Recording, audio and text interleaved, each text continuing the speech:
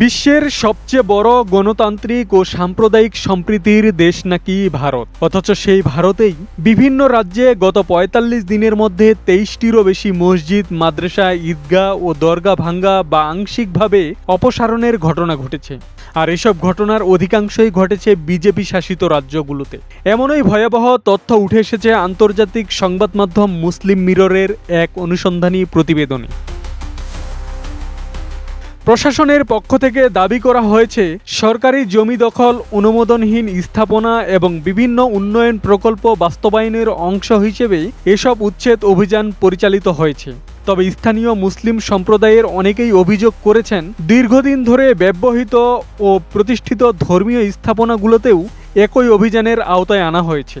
প্রতিবেদনে স্থানীয় বাসিন্দা ও ক্ষতিগ্রস্তদের বক্তব্য উদ্ধৃত করে বলা হয়, কয়েকটি মসজিদ ও দরগা বহু বছর ধরে সংশ্লিষ্ট এলাকার ধর্মীয় ও সামাজিক কর্মকাণ্ডের কেন্দ্র হিসেবে ব্যবহৃত হয়ে আসছিল।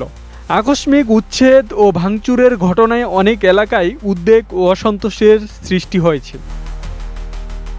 মুসলিম সম্প্রদায়ের প্রতিনিধিরা এসব ঘটনাকে উদ্বেগজনক হিসেবে উল্লেখ করেছেন। তাদের মতে, আইন প্রয়োগ ও উন্নয়ন কার্যক্রম পরিচালনার সময় ধর্মীয় স্থাপনার বিষয়ে প্রয়োজনীয় সংবেদনশীলতা দেখানো হয়নি। তারা ঘটনার নিরপেক্ষ তদন্ত, জবাবদিহি নিশ্চিত করা এবং ক্ষতিগ্রস্তদের পুনর্বাসনের দাবি জানিয়েছেন। গত ১.৫ মাসে বিভিন্ন রাজ্যে ধারাবাহিকভাবে এমন উচ্ছেদ কার্যক্রম পরিচালিত হওয়ায় মানবাধিকার সংগঠন ও সংখ্যালঘু অধিকার পর্যবেক্ষক মহলে উদ্বেগ তৈরি হয়েছে।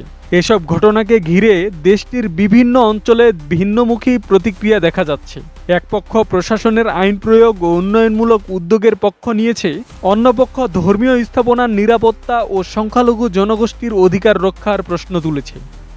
ফলে বিষয়টি নিয়ে জনপরিসরে নতুন করে আলোচনা ও বিতর্কের জন্ম দিয়েছে।